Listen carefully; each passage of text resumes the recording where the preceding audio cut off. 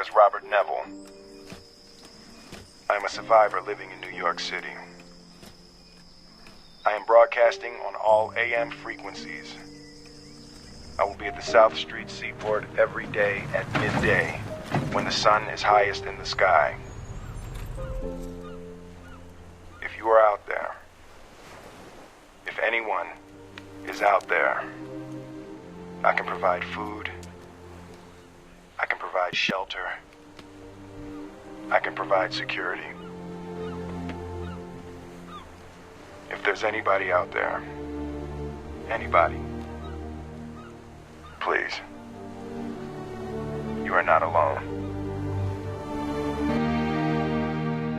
Cette voix qui résonne à travers la transmission radiophonique est celle du docteur Robert Neville, un scientifique brillant qui se trouve être apparemment le seul humain ayant survécu au cataclysme qui vient de décimer la majeure partie de l'humanité depuis désormais 3 ans.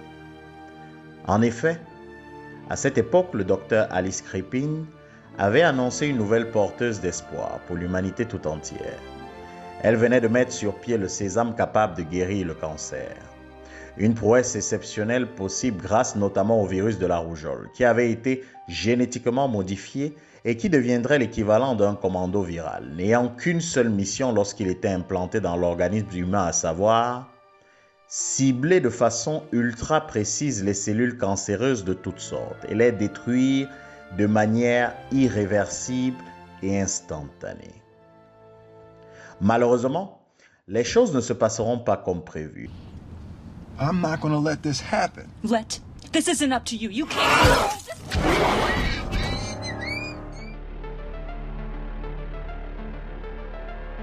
Le virus mutera dangereusement, transformant tous les humains l'ayant ingéré en créatures hostiles et vampiriques, dotées d'une force surhumaine qui, pour le coup, serait notamment amplifiée par la personnalité intrinsèque de chaque individu. Pourtant, malgré le fait que ce virus était transmissible par morsure, contact avec fluide corporel ou encore dans certains cas à travers l'air, un homme sera béni des dieux, le docteur Robert Neville. Lieutenant-colonel dans l'armée américaine, il est aussi un médecin dévoué, respecté et au caractère bien trempé. Lorsque la catastrophe éclate à partir de la ville de New York, il décide alors de consacrer toute son énergie afin de trouver une espèce d'antidote, et ce, quel que soit le prix à payer.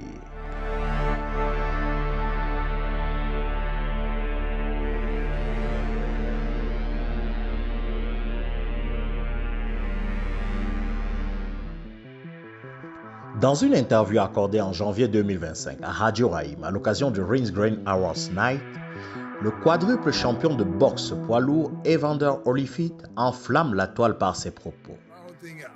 I'm the only 4-time heavyweight champion of the world, but they still talking about Ali when I broke his record.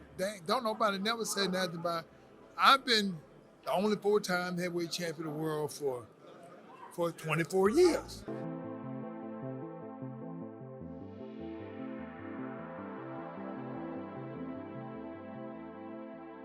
Les internautes et passionnés de la boxe se déchaîneront en tweets et commentaires de toutes sortes.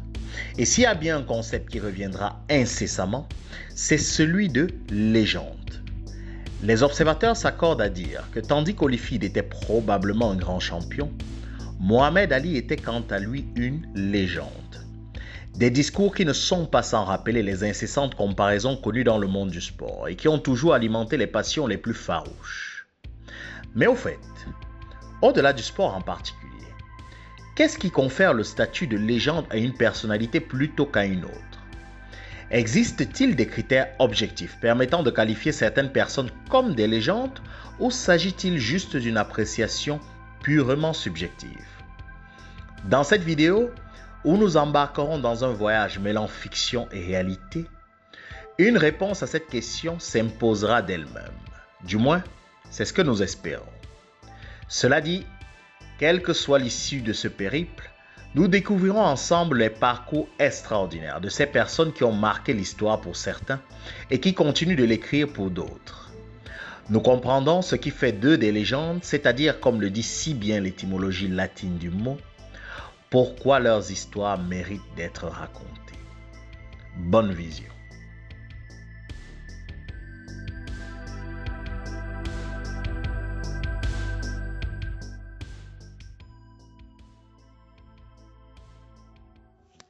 C'est dans une ville de New York complètement ravagée et au bord de la panique que le colonel Neville embarque sa famille afin de l'éloigner de cet enfer. Ayant à disposition un intervalle de seulement 30 minutes, il doit faire vite, car durant le trajet qui le sépare du quai d'embarcation, le président américain annonce sur un ton solennel et presque désespéré la mise en quarantaine officielle de la ville, et ce, jusqu'à nouvel ordre. He's announcing. Make no mistake, my fellow Americans. We left my This Christmas mutating presents in virus the is a lethal closet. enemy. Hush now, that Mark. threatens the survival of not only our nation, but of every other nation Mommy, on the look, planet. it's a butterfly. Marley, enough. So it is with great sadness, but even greater resolve, that tonight I have signed an executive order initiating a military quarantine of New York City. God be with us. Comme si la situation n'était pas déjà assez dramatique, c'est sur le chemin que sa famille apprend que notre bon docteur ne viendra pas avec eux, et pour cause. Notre héros a décidé à lui tout seul de régler le problème de cette pandémie. Rien que ça. Évidemment, médusé, sa femme se demandait d'où venait à l'esprit de son mari de penser ne serait-ce qu'une seule seconde qu'il pouvait venir à bout à lui tout seul d'une maladie qui continuait de décimer complètement la population mondiale. D'ailleurs, si on observe attentivement le regard à la fois furieux et compatissant qu'elle lui lance lorsqu'il affirme avec force qu'il mettra un terme à tout ça, on peut clairement lire dans son regard ce qu'elle pense au plus profond d'elle-même. Il a pété les plombs, il est devenu complètement fou. Pourtant, voir les choses de cette façon serait complètement erroné, car les réalisateurs de ce film iconique joué par un Will Smith au sommet de son art savaient parfaitement ce qu'ils faisaient. En effet, ils posaient là les bases d'un trait psychologique qui caractérise tous les hommes ayant vocation à devenir des légendes, et ce, quel que soit le domaine.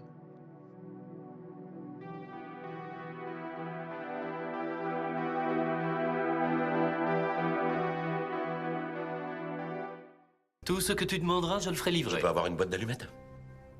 Pardon? Ou alors votre briquet, l'un ou l'autre. Je ne fume pas. Non, ça je le sais, mais votre employeuse sait. Nous avons pu dissimuler avec succès et à beaucoup de monde ce petit fait, Monsieur Holmes. Je ne suis pas le Commonwealth. Un trait de modestie rare chez lui. Ravi de vous connaître. À plus.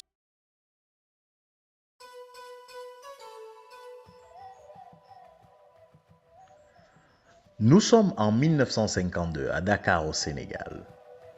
Une période particulièrement riche en événements pour ce beau pays qui tente alors tant bien que mal de trouver ses marques dans un monde qui commence à peine à écouter la voix de l'Afrique. Dans un institut médical de recherche situé quelque part dans la ville, vient au monde un jeune garçon brillant que le monde entier découvrira véritablement de façon explosive 68 ans plus tard. Né d'un père médecin militaire et d'une mère infirmière, le jeune homme aura un parcours pour le moins chaotique. Réputé particulièrement insolent, son cursus scolaire sera marqué par les nombreuses frasques dont il se fera l'auteur, car s'il y a bien une chose qui demeurera une constante dans son caractère, ce sera son incapacité chronique à tolérer une quelconque forme d'autorité. On se souvient d'ailleurs de la fois où en classe de 3e, il arrachera la craie des mains de son professeur de mathématiques, qu'il jugeait particulièrement idiot, afin de corriger une équation sur laquelle ce dernier semble-t-il avait commis une erreur. Ou encore, de la fois où durant une conférence scolaire, il humiliera son professeur de français qui avait osé remettre en doute la citation que notre jeune homme avait attribuée au poète français Lord Réamont. Il reprendra justement ce jour-là, même citation, tout en insistant publiquement à l'attention de son enseignant que ce dernier était bel et bien inculte. La suite, vous pouvez l'imaginer. Tous ces aspects caractériels le feront redoubler les classes de 3e et 5e, aux grandes dames de ses parents qui pourtant investissaient considérablement sur l'éducation de leurs garçons. Le déclic chez lui se fera le jour où, rattrapé par les nombreuses frasques qui lui avaient valu d'être blacklisté par la plupart des enseignants où il fréquentait, il entrera dans une sorte de spirale dépressive qui le poussera à appeler un ami pour lui annoncer l'intention ferme de se suicider. Bien qu'il était en train de bluffer, l'effet escompté arrivera quand même, car, panique générale, son père insistera afin de le faire consulter par un psychiatre qui ne tardera pas à donner un diagnostic pour le moins libérateur. Le jeune garçon était victime de sa très grande intelligence, puisque les nombreux tests de QI effectués durant les examens affichaient le score mirobolant de 180.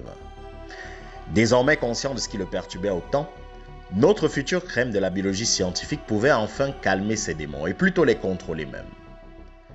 C'est ainsi qu'il décidera en classe de première de composer le baccalauréat en candidat libre, qu'il passera haut la main, rattrapant immédiatement le retard de 2 classes qu'il avait causé lui-même. Juste après, il décidera, conformément à ses caprices, de partir en bateau afin de faire le tour du monde, et son père lui fera tout bonnement savoir que ce n'était pas un problème, mais qu'à partir de cet instant, le petit devrait savoir que papa ne financerait dorénavant que ses seules études de médecine. Après 6 mois à écumer la Méditerranée et la mer Baltique sur un paquebot, notre petit génie prit conscience d'une chose fondamentale, qui est le point que nous voulions souligner et qui semble être fondamentalement commun à presque tous ceux qui deviennent ce qu'on appelle des légendes, à savoir une haute conscience de leur unicité, de leur capacité à réaliser des choses grandes dans ce monde. D'ailleurs, écoutons-le directement de sa propre bouche. Je me suis rendu compte qu'en faisant le bateau, je ne deviendrai en aucun cas exceptionnel dans ce monde-là. Je n'arriverai pas à utiliser toutes mes ressources. La messe était dite. Il contactera son père et acceptera le deal immédiatement en s'inscrivant à la faculté de médecine de Marseille. Une prise de décision qui révolutionnera à jamais le paysage du monde de la biologie, puisqu'à partir de 2003, avec la découverte des mimivirus, le professeur Didier Raoult, puisqu'il s'agit de lui, confirmera son statut de rockstar du milieu, surtout qu'avec son équipe, il est responsable de l'identification d'au moins 1/5 des formes microbiennes de bactéries virus dans le monde depuis lors. Sans parler évidemment de l'impact de sa découverte de 4 grandes familles virales.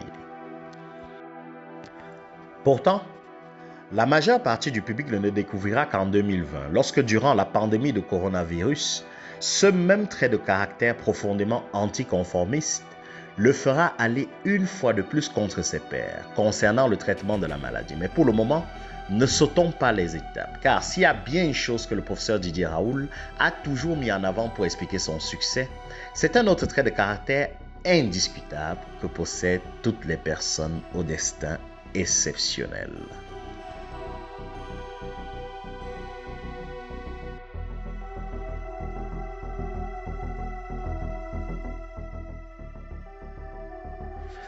Toute personne qui s'intéresse au monde du sport connaît très bien la fameuse Mamba Mentality, une éthique de travail extraordinaire, popularisée par le regretté Kobe Bryant, qui en a fait un style de vie à part entière. D'ailleurs, on se souvient en 2002 du match opposant le Wizard de la légende Michael Jordan contre les Lakers de la jeune star Kobe Bryant qui comptait justement montrer à son idole de quel bois il se chauffait. La légende raconte qu'à la fin du match que les Wizards étaient en train de rapporter avec 1 point d'écart, Michael Jordan s'approchera de Kobe Bryant et tout en regardant d'un air moqueur la Air Jordan que celui-ci avait portée, il lui dira « Tu peux porter mes chaussures, mais elles ne seront jamais à tes pieds. » Une phrase qui blessera profondément l'orgueil de Kobe et activera naturellement la fameuse Mamba Mentality. Car, juste après le match, il s'isolera, ne parlera plus à aucun de ses coéquipiers et s'entraînera sans relâche pendant les 2 semaines suivantes, jusqu'au match retour le 28 mars 2003. Ce jour est officiellement reconnu comme étant celui du passage de témoin entre Michael Jordan et Kobe Bryant, qui réalisera face à son mentor une performance littéralement incandescente. Il finira le match avec 55 points, donc 42 seulement en première mi-temps, 5 rebonds, 3 passes et 3 interceptions en 41 minutes. Une réalisation possible uniquement grâce à son incroyable faculté de travail acharné et de concentration qui caractérise tous les êtres dont nous parlons dans cette vidéo. D'ailleurs, si nous revenons dans le domaine des sciences, et plus précisément celui de la physique, l'homme considéré comme l'un des esprits les plus brillants du XXe siècle, Albert Einstein, était reconnu pour posséder cette capacité de concentration hors du commun, qui lui permettait de travailler de façon acharnée sur une durée de temps quasi illimitée. À ce propos, sa belle-fille Margot racontera en 1915 qu'une fois, s'inquiétant du fait qu'il n'était pas encore ressorti de la salle de bain où il était entré 1 heure plus tôt, elle l'appela en hurlant. Lorsque finalement ce dernier sortit de la pièce, il dit tout simplement en guise de réponse à ce long temps passé enfermé, « Mais je pensais que j'étais installé dans mon bureau. » On pourrait aussi rappeler le mot « workaholic » que le professeur Didier Raoult utilise pour souligner la capacité de travail acharné et l'addiction pour l'apprentissage que possèdent tous ceux qui aspirent au haut niveau, et ce, quel que soit le domaine. D'ailleurs, lui-même en est la preuve vivante, puisqu'au cours des 60 dernières années, environ depuis qu'elle a l'âge de 10 ans, il aurait lu en moyenne 100 livres par an, en excluant les ouvrages scientifiques, et ce, juste pour le plaisir et la réflexion. Ce trait de caractère fondamental que partagent donc ces êtres d'exception et que nous venons de décrire, est-il simplement inné ou le résultat d'un ensemble de facteurs environnementaux? Afin de répondre objectivement à cette question, faisons un petit saut dans le temps, plus précisément dans les années 70, une période où des recherches sur ce thème ont été effectuées entre 3 structures universitaires alors déjà pionnières pour l'époque. L'Université de Michigan, l'Université de Harvard et enfin l'Université hébraïque de Jérusalem.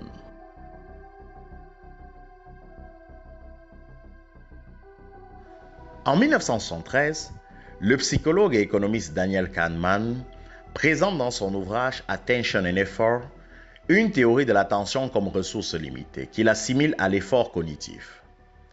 Basée sur les travaux de prédécesseurs comme ceux de Davis Rapaport, qui introduira plutôt la théorie psychanalytique de l'attention comme énergie, et aussi des études sur le système LCNE expliquant les bases neuronales de l'effort, ces recherches constitueront la base d'une grande révolution dans les neurosciences cognitives. Pour faire simple, les études de Kahneman démontrent que lorsque vous vous lancez dans une tâche mentale de plus en plus difficile, votre cerveau demande aussi plus d'énergie pour la réaliser. Grâce à des indicateurs physiologiques comme la dilatation des pupilles liée à l'activité du système nerveux sympathique, on peut scientifiquement mesurer l'effort qu'il vous faut pour réaliser certaines tâches cognitives. Par exemple, voici une expérience qu'il a mise sur pied avec son collègue neuroscientifique Jason Beatty. Ils installent une personne sur qui ils ont l'intention de réaliser l'expérience, dans un environnement comparable à celui d'un opticien.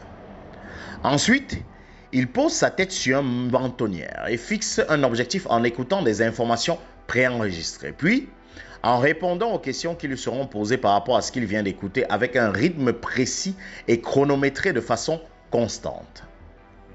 Principalement, on commence un exercice nommé ADD1 et qui consiste à composer plusieurs séries de 4 chiffres différentes qu'on note sur la fiche qu'on lira au cobaye durant l'enregistrement.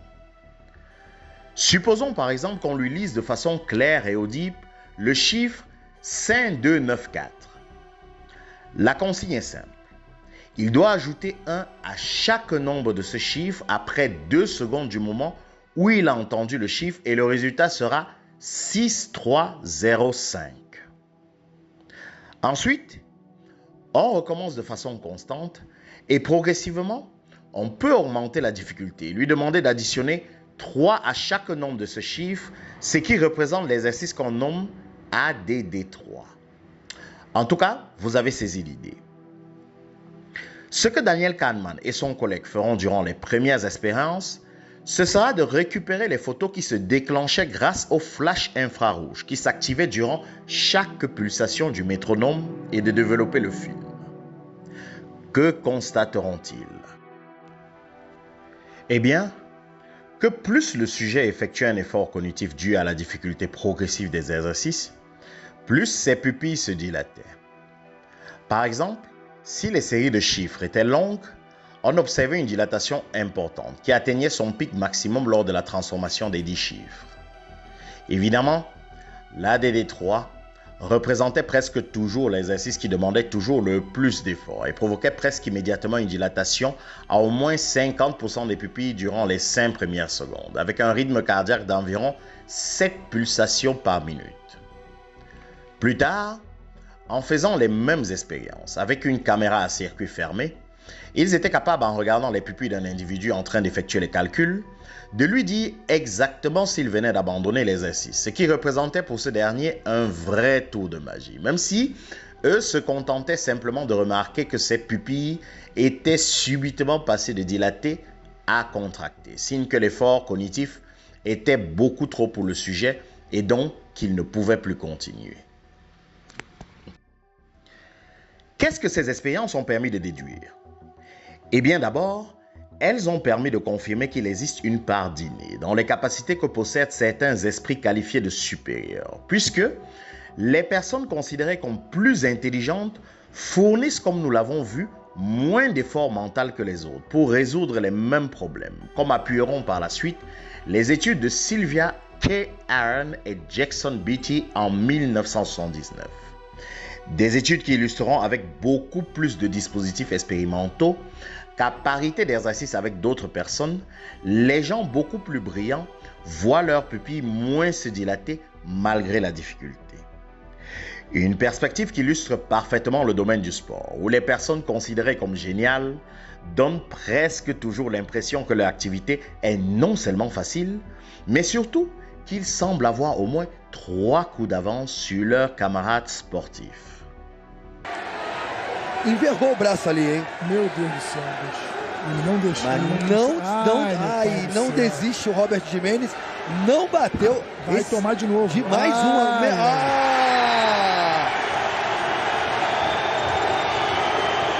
Mortal!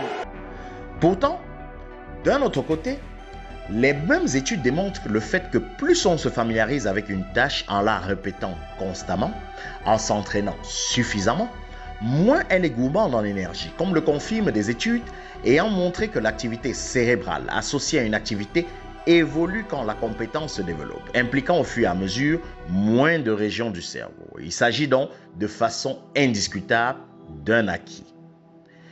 C'est pourquoi il est intéressant de rappeler que malgré les 180 de QI attribués au professeur Didier Raoul, ce qui l'a amené au niveau de réalisation exceptionnel connu dans ses travaux, c'est sa capacité à travailler de façon acharnée et déterminée.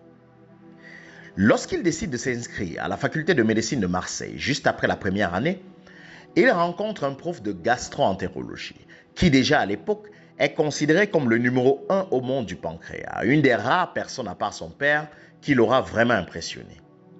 Ce dernier lui suggère de passer le concours afin d'intégrer l'internat, un concours qui ne retenait en général que les 10% de médecins ayant passé la première année. Il le prépare en seulement 8 mois, en étudiant précisément, et ce de façon maniaque, 15 heures de temps par jour, et ce, tous les jours. C'est vrai qu'au bout du 4e mois, il sera atteint de surménage et décidera de fixer son temps réel de travail à 12 heures d'études par jour, une habitude qu'il conservera jusqu'à ce jour. Pas alors étonnant qu'il ait contribué avec son équipe hyper qualifiée de Marseille à une fulgurante révolution dans le monde de la microbiologie moderne, avec des résultats aussi qualitatifs que quantitatifs. Pourtant, malgré tout ce que nous venons de voir, lorsqu'on lui pose la question de savoir ce qui, au-delà du travail acharné et de la confiance absolue en ses capacités, caractérise une personne hors du commun, sa réponse est tout de même surprenante. En reprenant l'épisode du coronavirus, où il a été fortement attaqué par non seulement ses pairs, mais aussi les autorités mondiales, le professeur fait comprendre qu'une capacité qu'il possède et qui, selon lui, est une caractéristique que partagent tous les êtres d'exception, vient de son idole, la personne dont il s'est profondément inspiré durant toute sa vie, un certain Mohamed Ali. Et s'il y a bien un moment précis dans la vie de Mohamed Ali qui suffit à résumer à lui seul ce trait de caractère fondamental qui fait passer un humain lambda à légende, c'est bien son combat contre George Foreman en 1974. Ce combat qui marquera à la fois l'histoire et la culture, donnant à la boxe une portée et une aura transcendant les époques. Un combat qui va rappeler pourquoi ce sport, pratiqué de façon optimale, regroupe à lui tout seul presque tous les ingrédients comportementaux des personnes aspirant au rang de légende. Bienvenue dans le monde de l'antifragilité.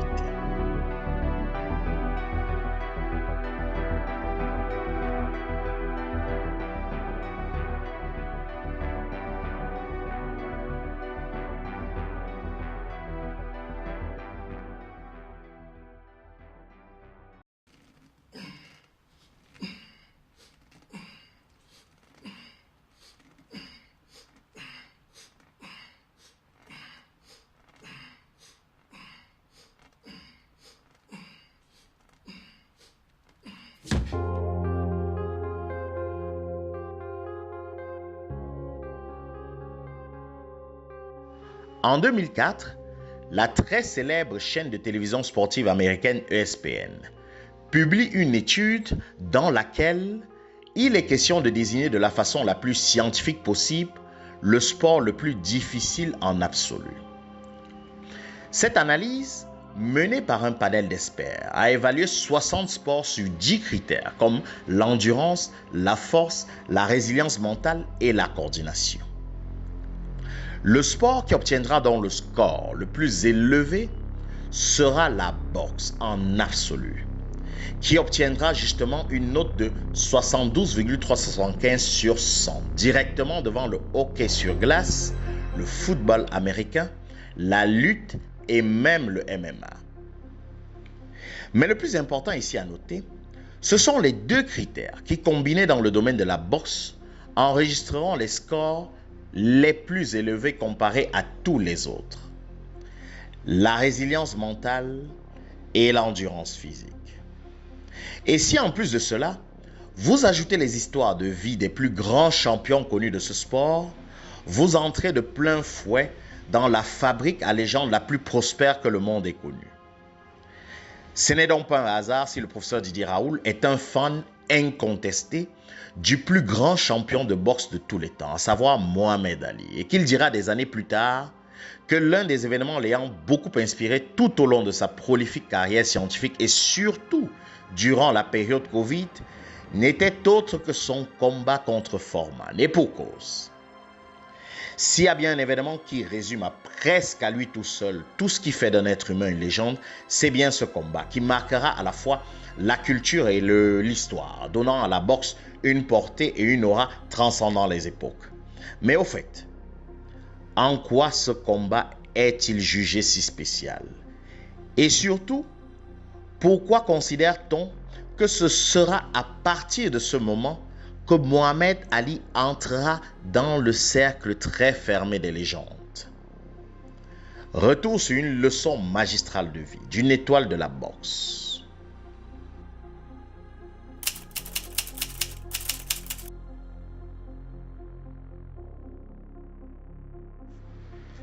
En 1996, les yeux du monde entier sont rivés sur l'événement de l'année, les Jeux olympiques d'Atlanta. Quelque part dans la même période, la marque Schwinn offre à titre symbolique à Mohamed Ali un vélo rouge de même couleur. Un geste qui remplit alors d'émotion le grand champion et pour cause. Il lui rappelle l'histoire d'enfance survenue 43 ans plus tôt et qui pour le coup l'entraînerait malgré lui dans le merveilleux monde de la boxe. En effet, lorsqu'il n'avait que 12 ans, le jeune Cassius Clay, vivant alors à Louisville, dans le Kentucky, se fera voler son vélo rouge de marque Schwinn que lui avait offert son père pour son anniversaire l'année d'avant. Foudrage, il ira voir Joe Martin, un policier blanc travaillant sur les lieux, et lui dira alors « Je vais tuer le voleur ». Le policier le regardera souriant avant de lancer une réponse qui changera à jamais le destin du jeune homme. Avant de tuer quelqu'un, apprends d'abord à boxer. Une phrase qui n'avait rien d'anodine, puisque Joe Martin était en fait entraîneur de boxe amateur et tenait même un gymnase dans la ville, la Columbia Gym, où le fougueux Cassius Clay fera ses premières armes sous son aile, et ce pendant 6 ans. C'est ainsi qu'en 6 semaines, démontrant déjà sa précocité phénoménale, il remportera son premier combat amateur sur décision partagée. Au cours de la 6e année, exactement à ses 18 ans, il décrochera la médaille d'or olympique à Rome. D'ailleurs, concernant ces Jeux olympiques, il faut savoir que le jeune Mohamed Ali a failli ne pas y aller à cause de sa grande phobie des avions. La légende veut justement qu'ayant abandonné l'idée de s'y rendre, c'est le très célèbre Angelo Dundee, l'homme, le seul qui saura motiver Mohamed Ali durant toute sa carrière, même dans les moments les plus sombres, qui trouvera les mots pour le convaincre. Si tu ne vas pas au JO, eh bien ta carrière est terminée, lui lancera-t-il, et elle n'a même pas encore commencé.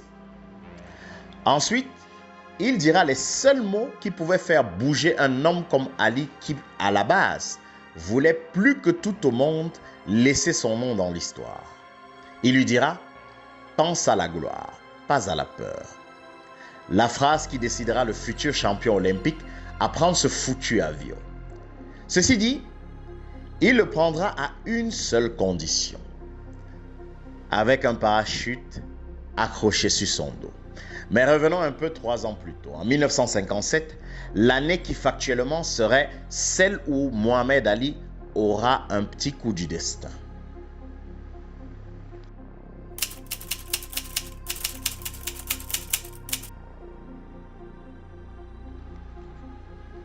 C'est lors d'un tournoi amateur à Louisville que le jeune boxeur Cassius Clay fait la rencontre pour la première fois d'un certain Angelo Dundee, venu travailler là comme entraîneur invité.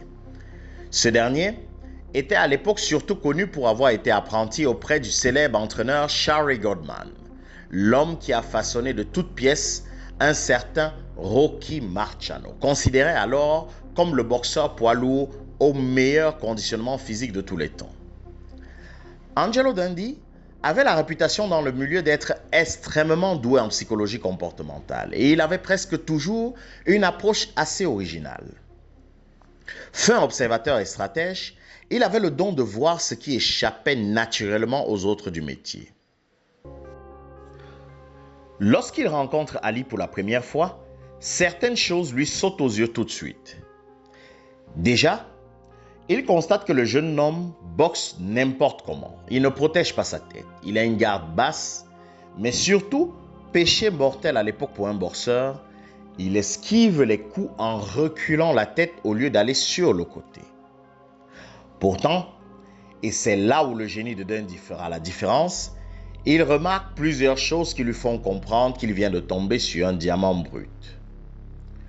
Concernant par exemple sa garde basse, Ali réussissait à la compenser par des mouvements de jambes incroyablement rapides et agiles pour un poids lourd. Ensuite, pour ce qui est du mouvement de recul de sa tête comme esquive, le risque étant non seulement qu'il pouvait se déséquilibrer, mais surtout que son adversaire avait tout le temps de le contrer avec un point dévastateur, il faut savoir que là aussi, Mohamed Ali avait un atout dans sa manche. Il est considéré justement par les spécialistes qu'il est le boxeur détenant le record du jab le plus rapide jamais enregistré chez les poids lourds dans l'histoire de la boxe. La vitesse de son jab aurait été mesurée à 8/24 de seconde, soit environ le temps d'un clignement de paupières. Un dernier aspect, et non des moindres, qui frappera Angelo Dundee sera l'intelligence et la mémoire phénoménale du jeune garçon, qui pouvait répéter mot pour mot les conseils techniques qu'il écoutait après seulement une explication. Tous ces éléments décideront le coach qu'on surnommera plus tard le sorcier des champions, a signé Mohamed Ali en octobre 1960, après que ce dernier se sera séparé de son entraîneur archi-mort à cause de désaccords sur la façon de s'entraîner. Et dès la signature de Dundee, qui était certain du talent du jeune homme, celui-ci dira à la presse « Ce gamin va faire parler le monde entier et moi, je vais m'amuser comme jamais. » Cela dit, Contrairement à la plupart des entraîneurs qui ne voulaient pas entraîner le fougueux Ali à cause de son tempérament et de son arrogance, Angelo Dundee se démarquera par sa capacité à cerner le profil psychologique de son poulain et à lui offrir un contrat sur mesure. Dès le premier contrat justement avec le gamin, il fera exprès de ne pas intégrer une clause d'exclusivité car il savait que ce dernier avait un esprit trop libre pour être brimé d'une façon ou d'une autre. Il laissait le jeune Ali s'entraîner la nuit au moment où ce dernier ressentait le plus d'énergie. Il ne cherchait pas à casser son ego, contrairement aux autres coachs, mais il l'encourageait même à s'exprimer avec plus de confiance, car pour lui, c'était ça qui faisait du jeune homme un gagnant.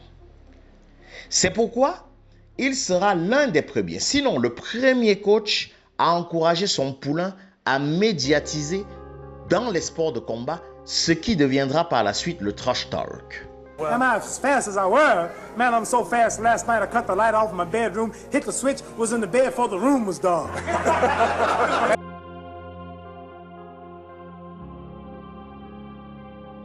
C'est aussi lui qui encouragera Mohamed Ali à développer sa célèbre devise à savoir « Vole comme un papillon et pique comme une abeille ».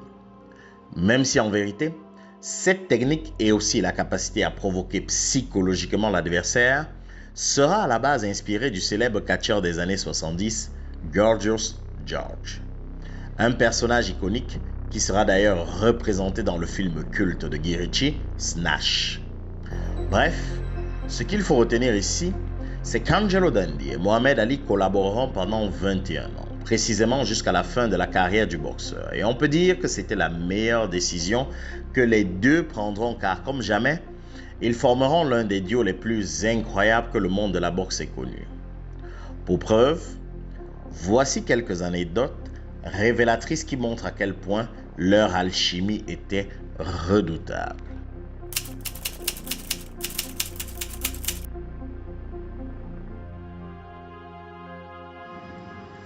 À 22 ans, Cassius Clay affronte pour son premier titre mondial un certain Sonny Liston.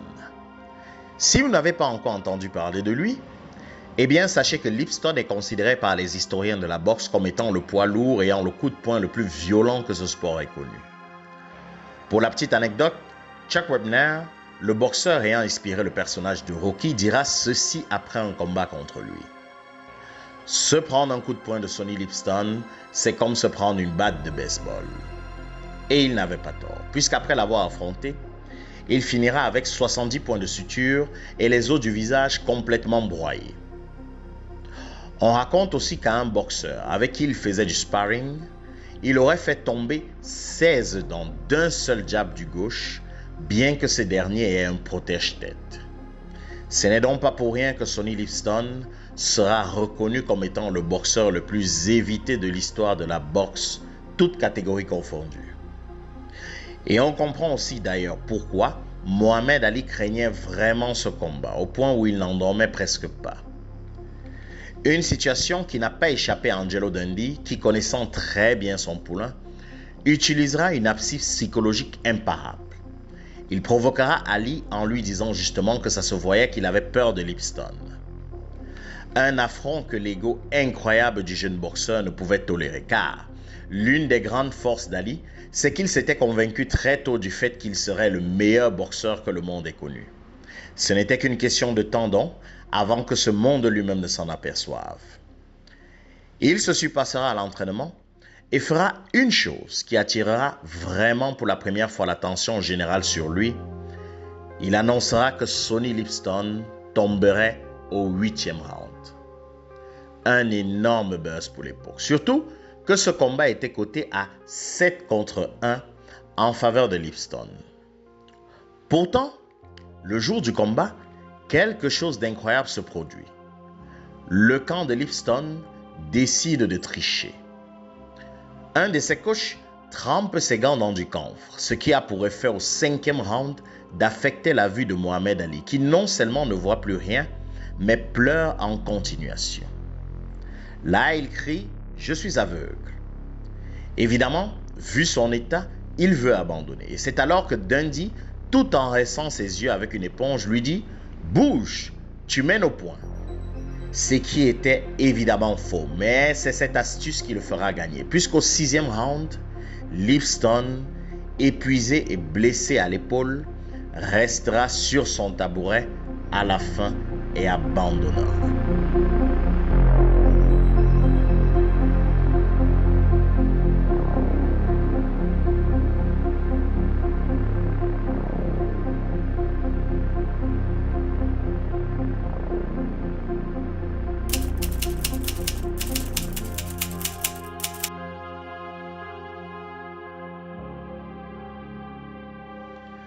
En 1966, Ali doit se battre contre Cleveland Williams, réputé très dangereux à cause de ses KO fulgurants.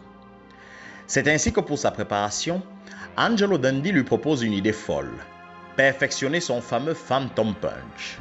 Ce fameux coup de poing, devenu célèbre lors du combat revanche qu'il fera contre Liston 1 an plus tôt, est entre autres ce qui décuplera l'aura d'invincibilité du jeune boxeur.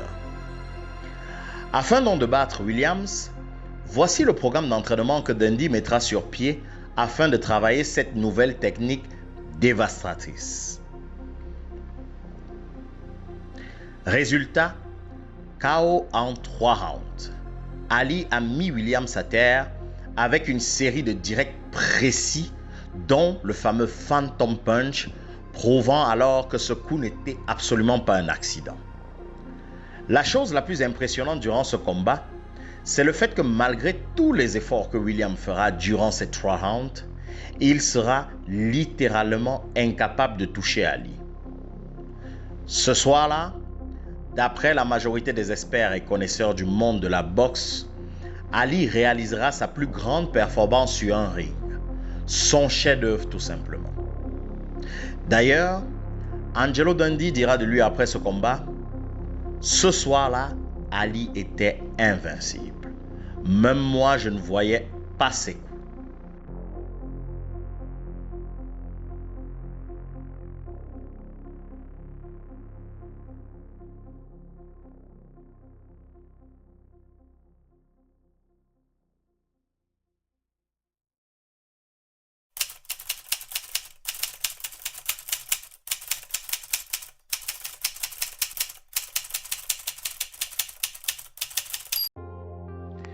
S'il y a bien une année qui a vu la consécration du statut de légende à Mohamed Ali, eh bien c'est l'année 1974, la fameuse année du Rumble in the Jungle, où Ali venait de vivre la pire des injustices de l'histoire de la boxe, les fameuses 4 années où il avait littéralement été interdit de boxe par le gouvernement fédéral américain.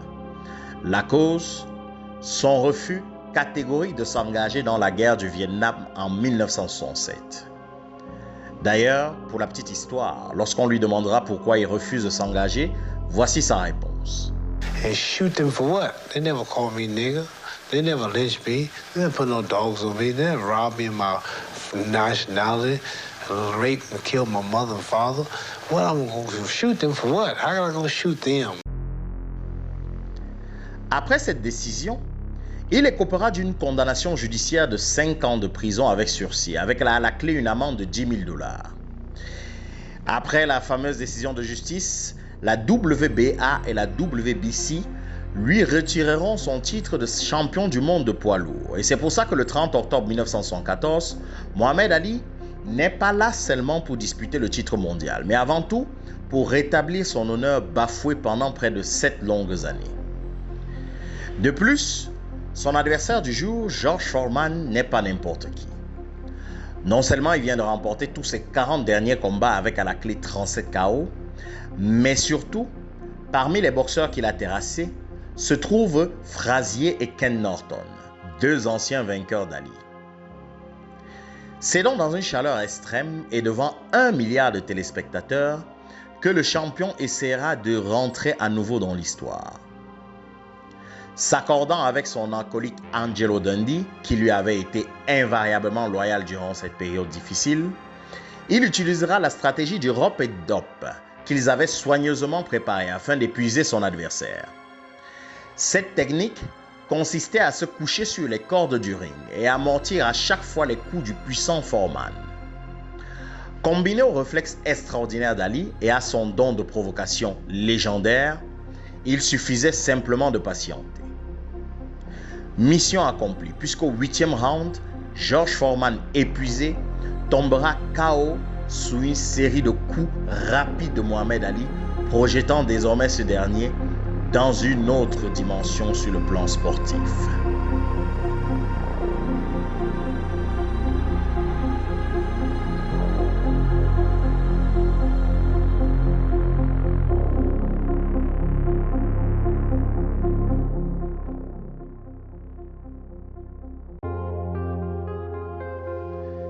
Février 1966, Washington DC, États-Unis. Un mémo arrive sur les bureaux de l'homme qu'on considère comme le plus puissant du pays, un certain Edgar Allan Hoover. Il s'agit d'une note du département du Trésor américain qui envisage d'arrêter Mohamed Ali, qui aurait supposément importé des bijoux d'une valeur de $3 000 sans les déclarer à son retour d'Allemagne, d'où il venait de combattre contre Karl Mildenberger. Grâce à ces nombreux informateurs, le FBI venait de localiser la position du champion de boxe et donc s'apprêtait à le livrer au trésor pour une arrestation. C'est alors que l'emblématique directeur du FBI notera sur un papier la phrase qui confirmait officiellement le statut de légende de Mohamed Ali. Il écrira « Je doute qu'il puisse arrêter Clay, il est intouchable. » Mais pourquoi cet homme, connu pour son impitoyabilité contre tout dissident et qui n'avait pas hésité à faire condamner le champion Jack Johnson pour le simple fait qu'il avait épousé une femme blanche, semblait hésitant sur le cas du jeune Ali. Simplement parce que ce dernier n'était plus un simple boxeur, mais représentait désormais quelque chose de plus grand que lui. Rentré en 1964 dans le célèbre réseau militant Nation of Islam, où il devient rapidement très proche du célèbre leader noir Malcolm X, Mohamed Ali représentait désormais un symbole mondial, celui de l'emblème de la libération du peuple noir et par extension des opprimés en général. Il venait de réaliser ce qu'aucun de ses pairs n'avait eu le courage de faire avant lui, prendre position en faveur de la libération du peuple noir, défiant frontalement le tout-puissant gouvernement américain. Un geste qui prendra une toute autre dimension lorsqu'il refusera officiellement de participer à la guerre du Vietnam le 28 avril 1967 lors de sa convocation pour l'incorporation militaire à Houston au Texas. Ce jour-là, il refusera de répondre à l'appel de son nom et de prêter serment. Avec le succès et la richesse que son talent lui permettait d'engranger, il aurait pu simplement jouir de la vie jusqu'à la fin de ses jours. Mais non, pas lui, c'était beaucoup trop facile. Donc, si Edgar Hoover ne prend pas le risque de le faire arrêter, c'est justement parce que Mohamed Ali, par son aura, était devenu plus grand que sa personne et ne s'appartenait plus à lui-même.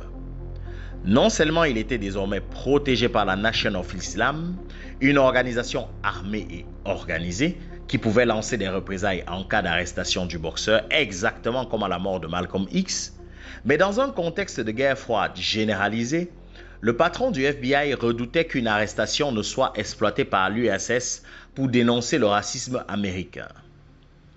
Plus grave encore, durant la même période, des avocats blancs progressistes et des médias libéraux prenaient sa défense, contrairement à l'isolement de figures comme Paul Robeson dans les années 1950.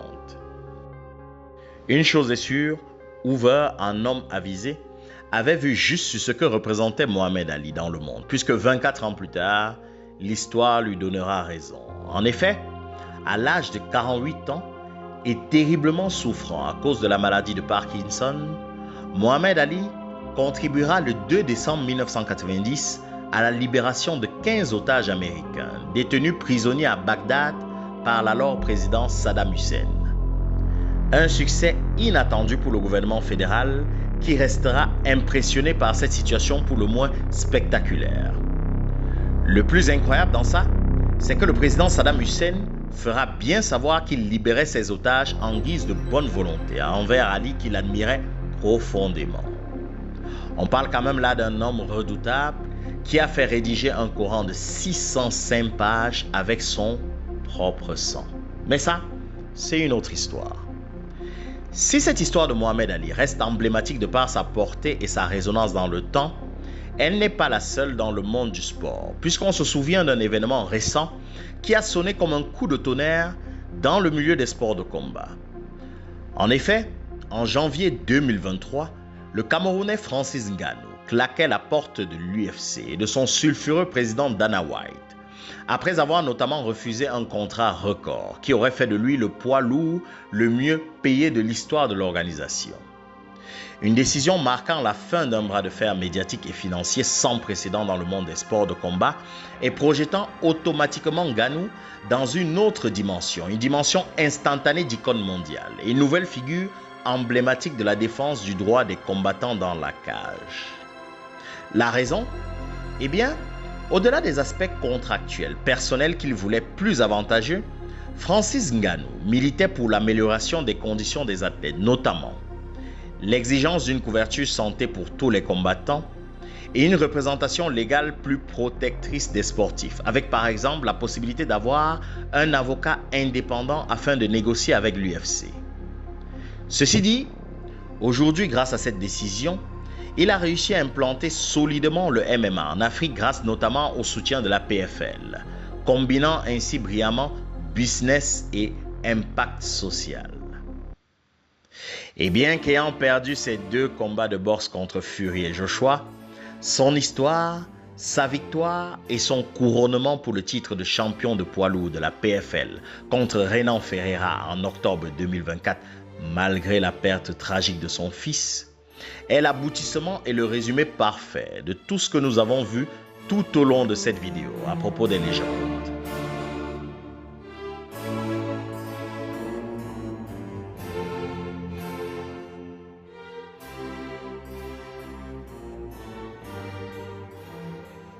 Toujours chez les Camerounais, on comprendra aisément le statut de légende que détient aujourd'hui une icône comme Samuel Eto'o, qui après avoir régalé sur les terrains de foot, a décidé d'aller plus loin, militer au sein même des instances du football africain afin de le faire tutoyer, sinon surpasser le niveau des autres continents. Rien que ça.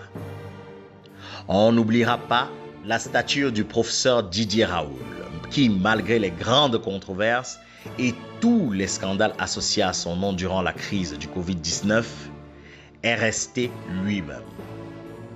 On comprend surtout que les hommes exceptionnels qui aspirent à devenir des légendes portent en eux une mission qui va au-delà de leur propre vie. Et bien que dans les faits, ils ne soient pas nécessairement plus talentueux que leurs pairs dans leur domaine respectif d'intelligence ou d'excellence, il faut au moins leur reconnaître une chose qui les positionne dans une classe à part: le courage de leurs convictions, de leurs valeurs.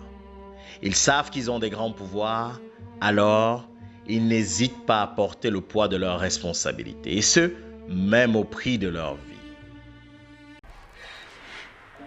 I think this is why you're here. What are you doing? I'm listening. Careful, there's wrong here. Come. They're not gonna stop. They're not gonna stop. Stay until dawn.